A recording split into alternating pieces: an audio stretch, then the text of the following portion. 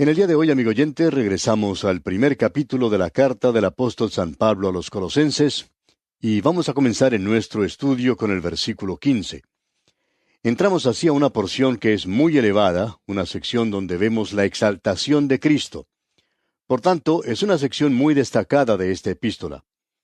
Aquí el tema principal es la persona de Cristo.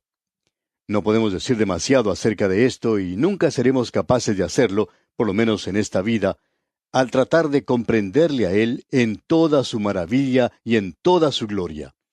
Y el apóstol Pablo dice aquí en el versículo 15, Él es la imagen del Dios invisible, el primogénito de toda creación. El primogénito de toda creación. Este es un versículo que muy bien sabemos es la respuesta para aquellos que hoy niegan la deidad del Señor Jesucristo, porque el comprender este versículo es el darnos cuenta de lo maravilloso que Él es en realidad. Pablo está tratando de dar respuesta aquí a una de las herejías más antiguas de la Iglesia, la cual era el gnosticismo. Ahora, una de las herejías que se presentó entonces era el arrianismo. El hereje y escritor griego Ario de Alejandría dijo que el Señor Jesucristo era nada más que una criatura.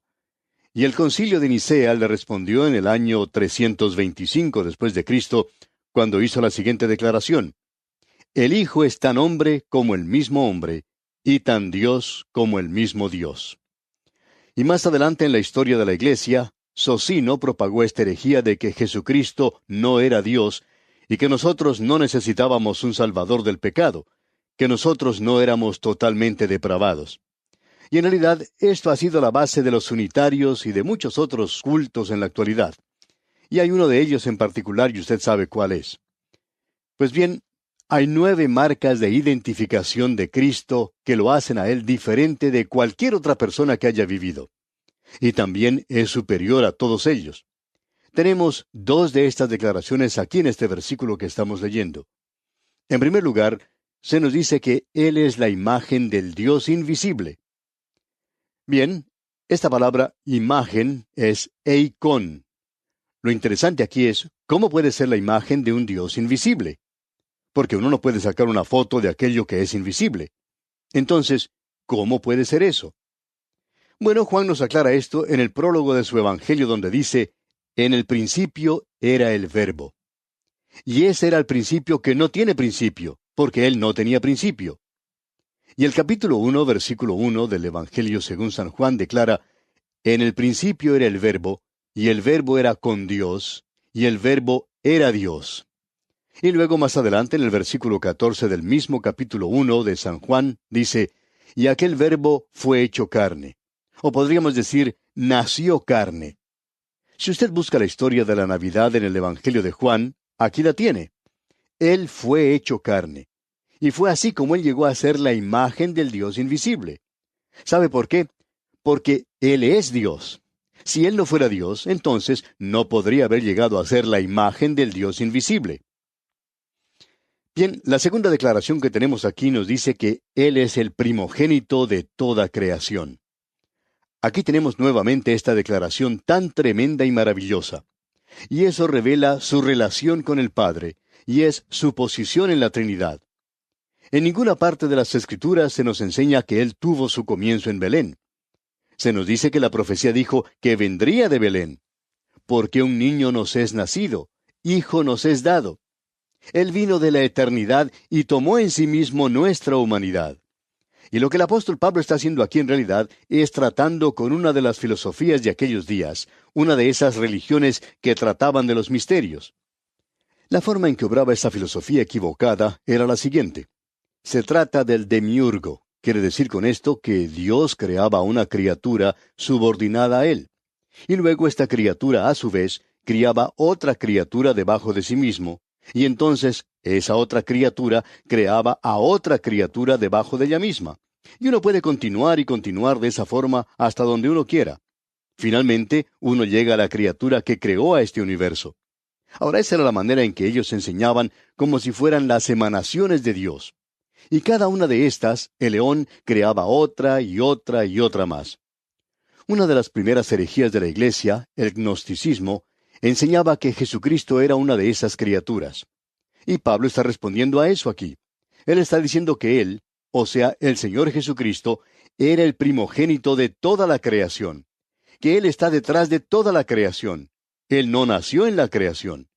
La palabra que Él utiliza aquí es una palabra maravillosa, prototokos, o sea, antes de toda creación. Y Él es aquel que, como ya hemos dicho, vino a este mundo hace más de 2000 años, y el Verbo se hizo carne. Veamos lo que dice allá el primer capítulo del Evangelio según San Juan, versículos 1 al 3. Escuche usted. En el principio era el Verbo, y el Verbo era con Dios, y el Verbo era Dios. Este era en el principio con Dios. Todas las cosas por Él fueron hechas, y sin Él nada de lo que ha sido hecho fue hecho. Nos damos cuenta entonces que Él es el primogénito de toda la creación. Usted puede ver que Dios es llamado el Padre Eterno, el Hijo es llamado el Hijo Eterno. Ahora, si tenemos un Dios eterno, el Padre, un Hijo eterno, nunca existió un tiempo cuando Él fue concebido. Y eso es algo que se nos presenta muy claramente aquí. En varias partes se le llama al Señor Jesucristo el primogénito de toda la creación. A Él se le llama el primogénito entre los muertos. A Él se le llama el unigénito Hijo.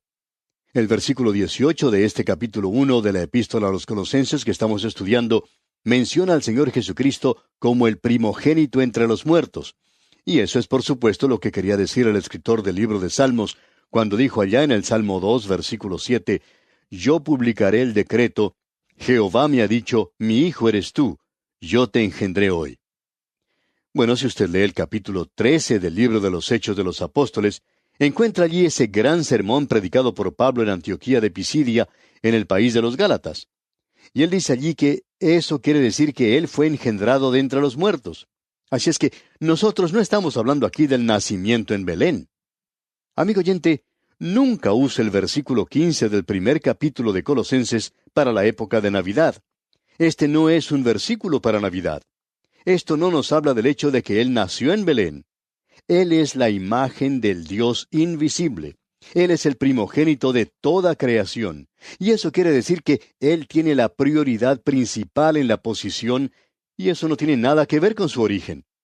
Y creemos que eso se nos clarifica mucho cuando leemos el Salmo 89, versículo 27, donde dice, «Yo también le pondré por primogénito, el más excelso de los reyes de la tierra».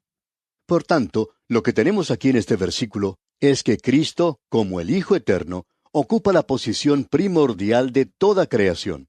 Es decir, Él es el Creador, y no es este demiurgo, esta serie de criaturas siendo creadas una después de la otra. Él mismo creó todas las cosas. Y eso es lo que Pablo está clarificando en esta declaración aquí. Y cuán maravilloso es esto, amigo oyente, y cuán importante es. Ahora permítanme presentar uno o dos versículos más en relación con esto. En la Epístola a los Hebreos, capítulo 1, versículo 3, leemos, «El cual, siendo el resplandor de su gloria, y la imagen misma de su sustancia, y quien sustenta todas las cosas con la palabra de su poder, habiendo efectuado la purificación de nuestros pecados por medio de sí mismo, se sentó a la diestra de la majestad en las alturas». Esto no parece indicar que Él es una criatura, ¿verdad? Pero Él es la segunda persona de la deidad. Luego, en la misma carta a los Hebreos, capítulo 1, versículo 7, leemos, «Ciertamente de los ángeles dice, el que hace a sus ángeles espíritus y a sus ministros llama de fuego». El Señor Jesucristo no es una de esas criaturas, porque leemos en el versículo 8, «Mas del Hijo dice, tu trono, oh Dios, por el siglo del siglo. Cetro de equidad es el cetro de tu reino». Así es que, amigo oyente, aquí no estamos hablando de una criatura o del hecho de que el Señor Jesucristo nació como una criatura. Estamos hablando aquí de que Él era Dios. Y cuando Él vino a este mundo, nació un niño, pero el Hijo fue dado. Él venía de la eternidad. Y como el ángel le dijo a María, por lo cual también el santo ser que nacerá será llamado Hijo de Dios. ¿Por qué? Porque eso es lo que Él es. Él es el Hijo de Dios desde antes de venir a este mundo. Tú eres el Cristo, el Hijo del Dios viviente, declaró Pedro. Él es eso. Y eso es lo que quiere decir este versículo. Permítanos seguir adelante con este punto. Tenemos aquí en este versículo 16 del primer capítulo de la Epístola a los Colosenses la tercera gran declaración en cuanto al Señor Jesucristo. Dice, porque en Él fueron creadas todas las cosas, las que hay en los cielos y las que hay en la tierra, visibles e invisibles, sean tronos, sean dominios, sean principados, sean potestades. Todo fue creado por medio de Él y para Él. Como usted puede darse cuenta, amigo oyente, este versículo también es algo tremendo. Aquí se nos dice que todas las cosas fueron creadas por Él. Bueno, si eso es cierto, entonces este versículo que anteriormente nos decía que Él era el primogénito de toda creación, no quiere decir que Él fue creado. Fue Él quien creó todas las cosas, porque en Él fueron creadas todas las cosas, dice aquí. Y esto aclara cualquier duda que hayamos tenido en cuanto a Cristo, si fue creador o criatura, que hubiera surgido en el versículo 15. Aquí se nos dice, sin embargo, que hay dos clases de creación: lo visible y lo invisible. Esto es algo que tendremos ocasión de tratar más adelante y desarrollarlo un poco más, pero queremos que usted note algo que él menciona con lo visible y que es algo muy interesante. Él dice, sean tronos, sean dominios, sean principados, sean potestades. Todos estos son diferentes grados de las huestes angelicales. No podemos entrar en detalles ahora, pero se nos dice que existen los serafines, los querubines, dice que hay arcángeles, y luego que existe la clase común, diaria, de ángeles. Y aquí uno tiene esos diferentes grados o diferentes graduaciones de los poderes espirituales, estas inteligencias espirituales. Y ya tratamos ese tema, como usted bien puede recordar, allá en la carta a los Efesios, donde mencionamos el hecho de que nuestro enemigo es un enemigo espiritual. Y él tiene estas huestes espirituales que le acompañan, a Satanás. Y estas que fueron con él fueron divididas de la misma forma. Así es que tenemos diferentes graduaciones, y eso es lo que se menciona aquí. Y eso es algo que nosotros debemos notar. Lamentablemente no podemos entrar en detalle. Ya tendremos ocasión de regresar a esto cuando estudiemos el libro de Daniel, y entonces sí vamos a tratar esto detalladamente. Ahora, la cuarta cosa que observamos aquí es que en Él fueron creadas todas las cosas. Esa es una gran declaración, ¿no le parece? Todo fue creado por medio de Él y para Él. Esto es algo realmente maravilloso. Esas cosas no solamente fueron creadas por Él, sino que fueron creadas para Él. Usted puede salir afuera esta noche y mirar a los cielos y apreciar gran cantidad de estrellas. Usted recuerda que hace muchos años atrás, hombres sabios miraron hacia los cielos y vieron una estrella en particular. Bueno, quizá usted pueda salir a ver las estrellas, pero no va a encontrar a esa estrella en particular. Sin embargo, podrá observar otras en esa misma posición. Quizá usted se pregunte, ¿por qué esa estrella está ocupando ese lugar? ¿Por qué está en ese lugar específico de los cielos?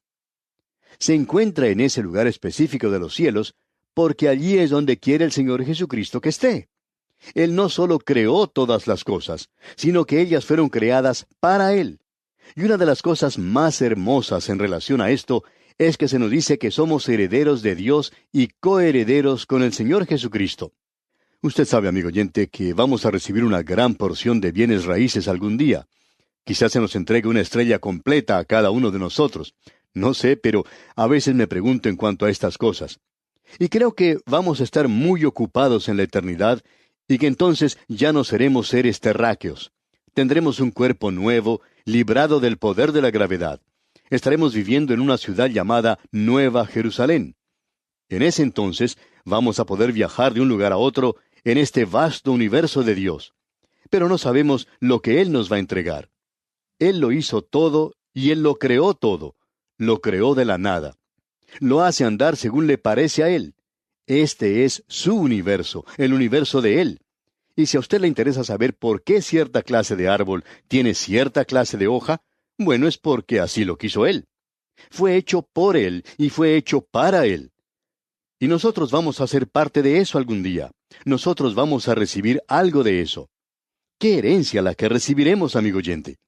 Nunca hemos dedicado mucho tiempo a eso porque siempre creemos que es algo teórico, dado a la especulación, y aún hoy creemos que es así, pero a menudo me he preguntado lo que usted y yo vamos a recibir algún día. Va a ser algo maravilloso cuando lo recibamos, amigo oyente. Usted y yo, amigo oyente, vivimos nada más que en una tienda aquí en esta tierra. Así es como Pablo llama a estos cuerpos. Pablo dice, porque sabemos que si nuestra morada terrestre, este tabernáculo, o sea, esta tienda, se deshiciere, es decir, este cuerpo regresa al polvo del cual salió si usted coloca el cuerpo en la tierra al momento de la muerte, cuando nosotros ya hemos salido del mismo. Ausentes del cuerpo, dice Pablo, presentes con el Señor. Nosotros estaremos en nuestro hogar con el Señor cuando nos ausentemos de este cuerpo terrenal, estos cuerpos viejos que tenemos en los cuales andamos aquí. Y amigo oyente, usted puede estar viviendo en un hogar que cueste millones de dólares, pero aún así, usted está viviendo en una tienda débil, antigua, lista a destruirse. Todos nosotros nos encontramos en la misma situación con los cuerpos que tenemos. Uno de estos días recibiremos un cuerpo glorificado, y entonces recibiremos nuestra herencia. Y usted puede quedarse con esa casa tan valiosa y lujosa que tiene, amigo oyente. No va a estar en ella por mucho tiempo, pero para mí se ha preparado algo en la eternidad. Y si usted es un hijo de Dios, también hay algo preparado para usted en la eternidad. Y me gusta mucho en la forma en que esto es expresado. Luego leemos en la primera parte del versículo 17 de este capítulo 1 de la Epístola a los Colosenses, y Él es antes de todas las cosas. Y eso indica que en Cristo, antes de su encarnación, moran todas las cosas. Y en el Cristo encarnado moran todas las cosas, porque en Él habita corporalmente toda la plenitud de la deidad. Eso se nos dirá más adelante en esta epístola. Nosotros seremos completos en Él. Él es antes de todas las cosas. Él es el Cristo antes de la encarnación. Luego en la segunda parte del mismo versículo 17 podemos leer, y todas las cosas en Él subsisten. Y eso quiere decir que Él mantiene todas las cosas juntas. Él es un buen pegamento en lo que se refiere a mantener a este universo unido. Hace algunos años, en nuestra época, el hombre realizó algo muy atrevido. El hombre desató el átomo. El Señor Jesucristo, cuando creó el átomo, ató a cada una de esas pequeñas partículas juntas, y el hombre realizó lo que llamó la división del átomo.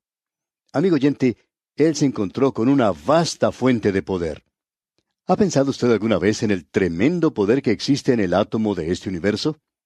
El hombre puede hacer una bomba que probablemente ni usted ni yo podríamos levantar y hacer volar este universo, o destrozar este mundo en el cual vivimos, dejándolo hecho pedazos. ¿Ha pensado usted alguna vez en el tremendo poder que está atado en este vasto universo físico? ¿Quién mantiene a estas cosas unidas? Él no solo creó todas las cosas, amigo oyente, sino que todas las cosas en Él subsisten. Y eso, amigo oyente, es una gran tarea en sí misma, el de mantener todo esto junto. El Señor Jesucristo es quien hace eso. Y todas las cosas en Él subsisten.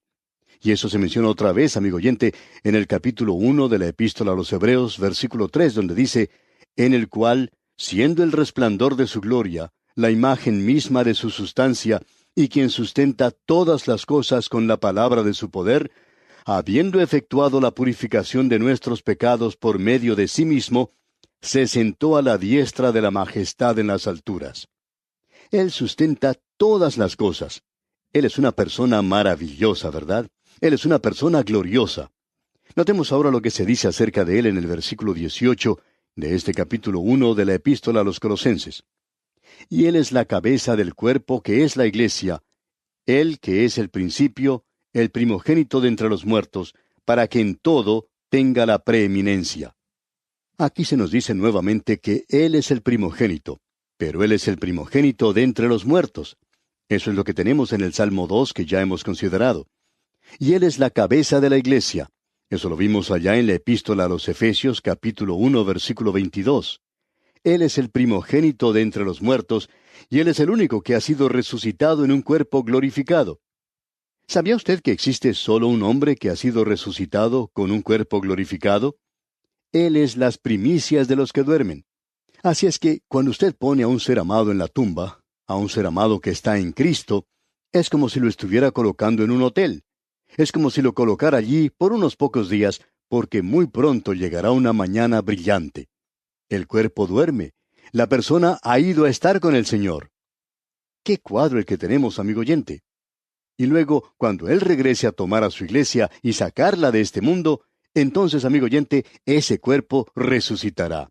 Ha sido sembrado en corrupción, resucitado en incorrupción, y nosotros recibimos un cuerpo nuevo. Así que Él es la cabeza del cuerpo que es la iglesia.